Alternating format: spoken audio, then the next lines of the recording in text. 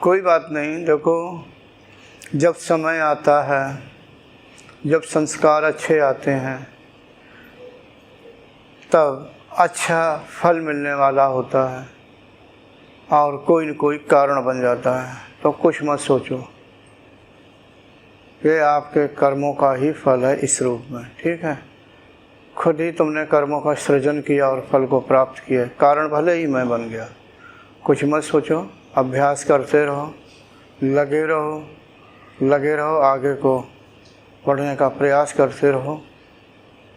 ठीक है गुरुदेव, ये तो एक प्रश्न था भोजन से संबंधित जी। ये बहुत हाँ, पूछिए।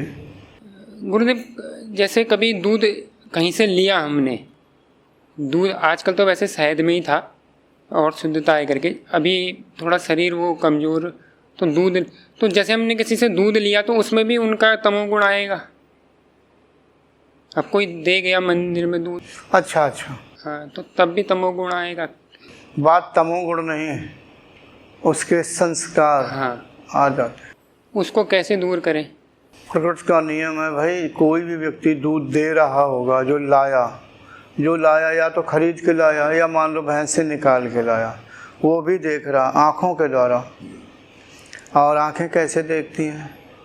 जो ये अंतःकरण से वृत्तियाँ निकलती हैं ना, फिर वो अंत में यानी आँखों के द्वारा तेजस रूप में निकलती हैं, ऐसा समझो प्रकाश रूप में, और वो उसके स्वरूप को धारण करती थी। यानी उसमें मनुष्य की इच्छा चलती रहती है।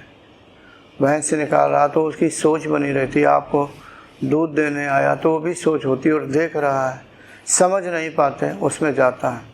वो छोड़ो दूध की बात, यहाँ जा कर के आप सेव खरीदी है, किसी भी प्रकार के फल खरीदी है, खाने पीने की चीज़ें खरीदी है, तो जिसने दिया है या जिसने देखा है उसके भी मतलब थोड़े से संस्कार आ जाते हैं। और इससे और बारीक बता दूं, आप किसी रेडी पर यानी दुकान वाले के पास गए सेव खरीदने, आपने कहा सेव कैसे दिए? उसने कहा 100 रुपये। आपने कहा नहीं आप 80 रुपये दीजिए तो मैं 1 किलो ले लूँ। पता नहीं मैं नहीं दे पाऊँगा, आप चल दिए।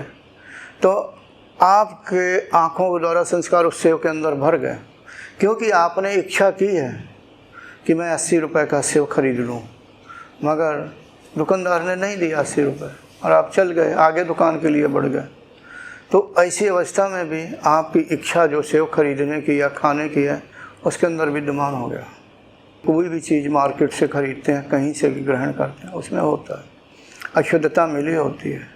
अब इसका क्या करेंगे? यह प्रकृति का एक नियम है।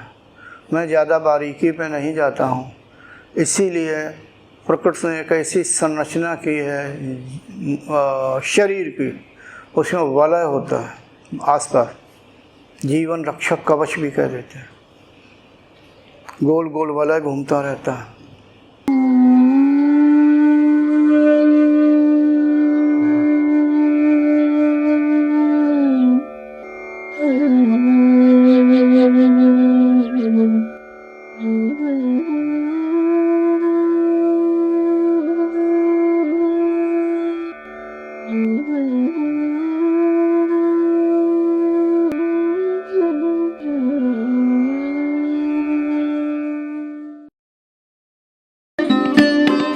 Thanks for watching.